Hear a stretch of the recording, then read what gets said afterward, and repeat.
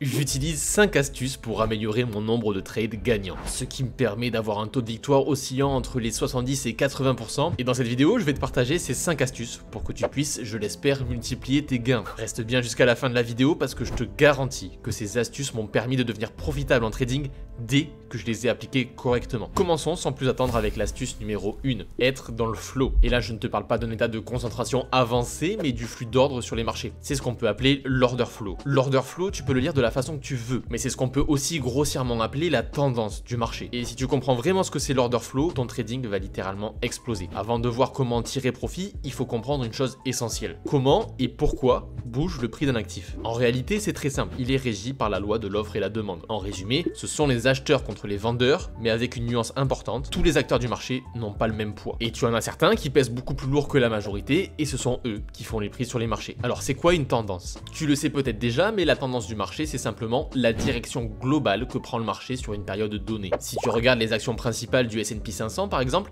elles ont toutes une forte tendance haussière sur le long terme.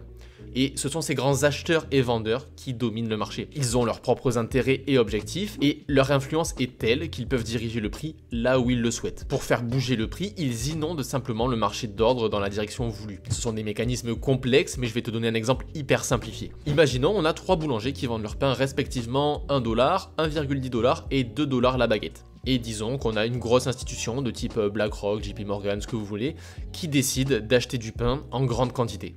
Donc ce qu'ils vont faire tout simplement, c'est qu'ils vont inonder le marché d'ordres acheteurs. Ces ordres acheteurs, on va les représenter avec les clients verts. Ils achètent d'abord tout le pain disponible de la boulangerie 1, puis tout le pain disponible de la boulangerie 2, et au vu de la quantité de clients, les boulangers, ils écoulent leur stock très rapidement. Et les clients classiques en bleu, ayant toujours besoin de pain, vont l'acheter plus cher. Et oui, ils vont l'acheter plus cher parce que c'est leur seule option s'ils veulent avoir du pain. Et en fait, ce qu'on observe, c'est que le prix décale à cause du manque d'offres disponibles. Et l'exemple que je viens de te donner, c'était pour illustrer le fonctionnement du carnet d'ordre. En fait, dès que tu n'as plus de contrepartie, le carnet d'ordre va décaler dans un sens ou dans un autre. Et c'est ça qui te donne ce que tu connais, les bougies japonaises sur un graphique de trading. Et ici, l'investisseur a spéculé sur le prix du pain et aujourd'hui, la baguette vaut 2 $. Et donc notre investisseur va pouvoir encaisser ses profits, il va encaisser la différence. S'il revend son pain aujourd'hui à 2 $, vous comprenez bien qu'il a fait une bonne plus-value. Comment ça se traduit sur les marchés? Par ce mécanisme d'order flow, de flux d'ordre. Dans notre exemple, l'injection d'ordre acheteur massif, donc les clients verts, correspond à notre institution qui accumule de grandes quantités de pain. Ici, elle vend au point haut pour encaisser des profits, et avec la vente massive, c'est le phénomène inverse qui se produit et le prix chute. C'est exactement avec ce mécanisme que le marché évolue en zigzag, si je puis dire. Et si tu doutes de ça, je t'invite à lire le livre Mémoire d'un spéculateur, le livre de Jesse Livermore, un des plus grands traders de tous les temps, qui explique ça sûrement mieux que moi. Alors bien sûr, il y a des mécanismes plus complexes, et il suffit pas aux institutions d'acheter, de faire monter les prix et de revendre. Ça fonctionne pas exactement comme ça, c'était vraiment pour illustrer le mécanisme. Mais voilà comment se construit l'order flow dans les grandes lignes. C'est un flux d'ordre injecté sur les marchés par les acteurs les plus influents, et j'insiste bien sur le mot flux. Tu dois voir ça comme une vague, un tsunami d'ordre qui inonde le marché. Maintenant, comment est-ce que tu peux en tirer profit dans ton trading?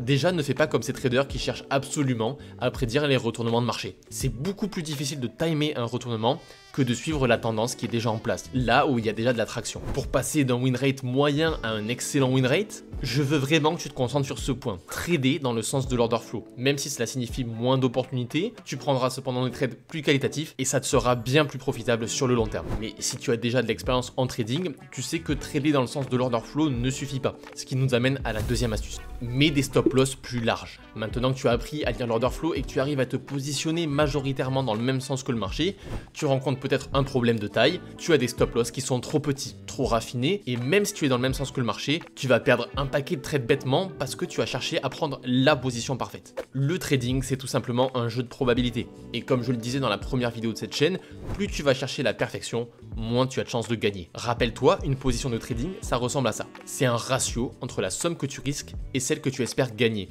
Et je comprends qu'on puisse être tenté d'avoir des positions très raffinées parce que regarde, voilà ton ratio, ton multiplicateur de gain avec une position peu raffinée. Donc si par exemple ici sur cette position tu vas risquer 1000 €, avec un ratio de 2, tu vas potentiellement gagner 2000 €. Maintenant si je risque 1000 € avec un trade très raffiné avec un ratio de 20, alors je vais gagner 20 000 €. Mais ces deux trades ont des chances complètement différentes d'atteindre leur objectif. Plus un trade est raffiné et plus le stop loss est étroit, moins tu as de chances de gagner, même si potentiellement tu peux gagner plus gros. Alors le raffinement extrême c'est bien, mais c'est quasiment impossible à appliquer quand on est débutant. Et c'est quand on essaye de timer le marché au pips près qu'on va grandement réduire nos chances de victoire. Mais ce qu'il faut se sortir de la tête, c'est que ce n'est absolument pas vital de prendre des positions parfaites pour générer de l'argent en trading. Ça peut être une solution, et plus particulièrement pour les traders expérimentés, mais ce n'est pas la seule solution. Parce que qui dit gain moins régulier dit beaucoup plus de pression et de stress, et ça, quand on est débutant, c'est un des plus gros freins à la probabilité. Pour la petite histoire, moi aussi je m'étais laissé séduire par le fait de réussir à trouver le trade exceptionnel. J'ai même tenté de prendre des positions sur des graphiques en secondes pour vous dire, et c'est là que je me suis rendu compte d'une chose, c'est que quand on est débutant et qu'on cherche cette profitabilité, il vaut mieux assurer de plus petits gains mais constants. Et rien qu'en appliquant correctement ces deux premières astuces, je suis devenu instantanément profitable. Et au même titre que d'avoir des stop loss trop serrés, il y a une autre erreur que la majorité des apprentis font sans s'en rendre compte. C'est l'overtrading, c'est-à-dire prendre beaucoup plus de trades que nécessaire. Et encore une fois, c'est compréhensible, l'apprenti trader va chercher à maximiser ses gains, le trading est sa seule solution pour sortir de la rat race, tous ses espoirs reposent dessus. Et il se dit que s'il ne trade pas, s'il ne prend pas toutes les opportunités possibles, alors il n'avance pas. Mais chercher à prendre tous les setups sur plein d'actifs différents, c'est contre-productif. Pourquoi? Déjà d'une part parce qu'obligatoirement si tu regardes plein d'actifs en même temps, la qualité de tes analyses va drastiquement baisser. Et oui, comprends bien que si tu alloues tout ton temps de trading à trader un ou deux actifs, alors tu auras un suivi beaucoup plus qualitatif que si tu cherches à trader 10 actifs en même temps qui bougent indépendamment les uns des autres. Et en trading, crois-moi, qualité vaut mieux que quantité. Je sais que c'est difficile d'aller contre ses instincts, ce sera encore plus dur si tu es quelqu'un de bosseur, tu vas avoir l'impression que si tu ne trades pas, tu ne travailles pas, mais il y a plein d'autres façons de travailler sur son trading sans nécessairement prendre des trades. Parce que oui, pour en revenir à l'overtrading, tu peux tout à fait prendre plein de setups, mais il se peut que dans le lot, certains soient moins qualitatifs que d'autres. Regarde, je te prends l'exemple du supermarché. Si tu vas acheter des fruits et que tu achètes une caisse de melons, dans le lot, il va y en avoir qui seront pourris, d'autres trop mûrs ou pas assez sucrés, alors que quand tu sélectionnes plus qualitativement, tu vas choisir le meilleur melon. Tu vas le renifler, tu vas casser la queue pour voir s'il est bien sucré, et tu vas choisir ce melon parfait. Tu dois faire exactement la même chose quand tu es sur les graphiques. Tu dois sélectionner les setups high probability, ce qui t'offre le plus de chances de gagner. Alors tu me diras, oui mais je fais du scalping, j'ai besoin de prendre plein de trades, ou je connais un tel qui gagne 10 trades par jour. Ok, grand bien pour eux, mais à quel prix? Sans même te parler des commissions, parce que oui, il y a aussi ce problème quand on prend énormément de trades. Ta performance est littéralement bouffée par les commissions. Mais je te parle du prix que ça va te coûter en énergie et en stress. Si tu t'es mis au trading, j'imagine que c'est pour être libre, pour sortir de la rat race comme on a vu précédemment, et ça ne sert absolument à rien si tu t'enfermes dans une autre forme de rat race, dans laquelle tu dois passer des heures sur les graphiques pour prendre des dizaines de positions. Être en stress toute la journée pour au final pas forcément gagner plus que le trader qui prend quelques trades par mois en y passant beaucoup moins de temps. Et surtout en étant beaucoup moins impliqué émotionnellement. Les 3 astuces précédentes peuvent être mises en place assez facilement, mais le seul moyen de réellement pouvoir observer tes progrès et en tirer des conclusions, une fois n'est pas coutume, mais tu dois prendre de la donnée. Comme tu le sais peut-être et comme je le rabâche assez souvent, avoir de la data sur ce que tu fais, un track record qui te montre tes forces et tes faiblesses, c'est essentiel. Et je t'en supplie, si tu veux progresser au plus vite, ne fais pas ce que j'ai pu faire dans le passé. Garde un seul et même track record tout au long de ta progression pour avoir du recul sur ce que tu as fait depuis le début de ton apprentissage et savoir à quel moment tu fais les choses bien et à quel moment tu déconnes. Et ne néglige pas cet aspect du trading parce que c'est véritablement la seule chose qui pourra te faire prendre conscience de tes erreurs et avancer. Ton track record ne te mentira jamais, rien de plus douloureux que d'avoir l'impression de faire de l'argent en trading alors que quand vient le moment de déclarer ses impôts, tu remarques que tu n'as généré aucun revenu. Ton track record te permettra aussi de trouver un point commun entre la majorité de tes erreurs, c'est pour ça qu'il est absolument essentiel de l'étudier régulièrement et pas simplement de le regarder.